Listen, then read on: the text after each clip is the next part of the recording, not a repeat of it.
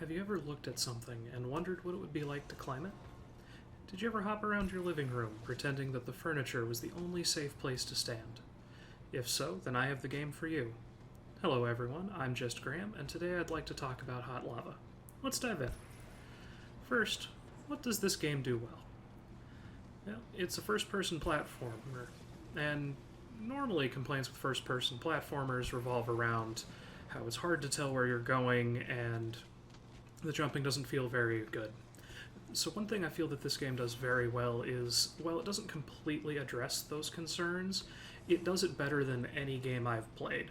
The platforming is very smooth and fluid, and most of the time, when you fail a level, it's because of a mistake you made, rather than you couldn't see where your feet were or it wasn't obvious where you were supposed to go next.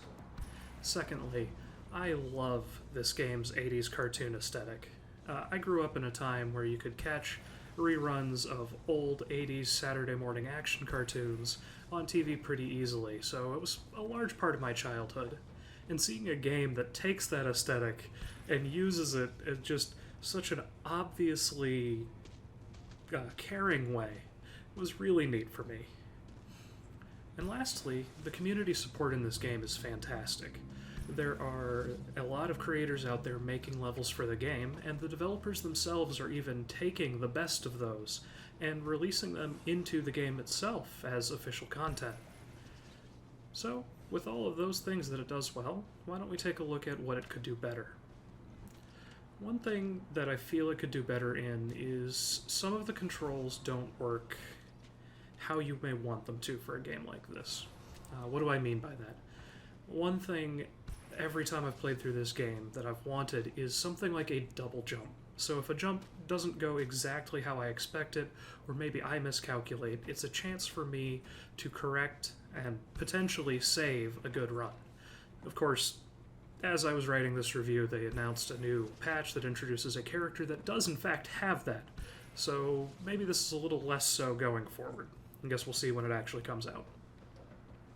The next is that it feels like there is too steep of a penalty for colliding with an obstacle when you're jumping.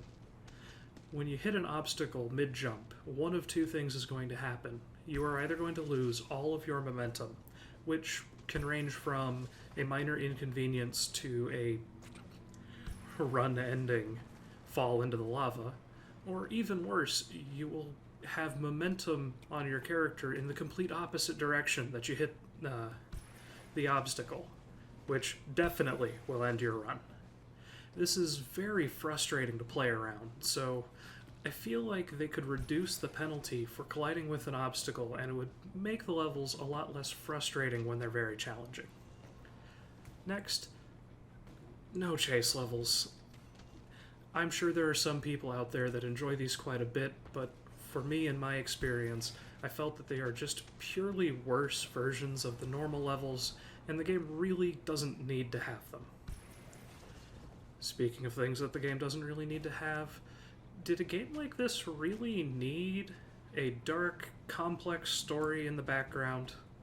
Normally I'm a big fan of stories in games, but this is a game about toys jumping around a stylized version of the real world. Did we really need there to be a darker subplot going on?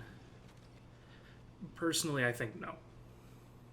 Now that we've covered what it does well, and what it could do better, why don't we take a look at what I would like to see moving forward? The primary thing is I'd love to see more levels. There's a fair bit of content in the game already, but for someone like me who has played the majority of it, I just really would like something more and new to dig into.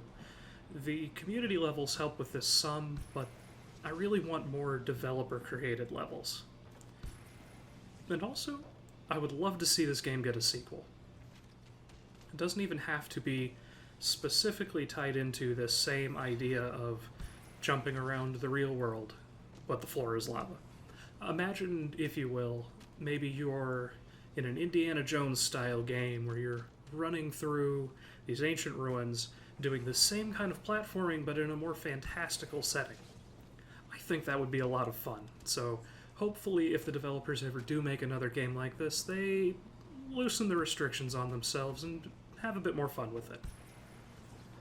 But ultimately, Hot Lava is the kind of game that I return to periodically, purely because I love to. A good run on a level can leave you feeling great. The imaginative levels are a treat to explore, especially ones like Wholesale. I adore that world. It is so much fun to play.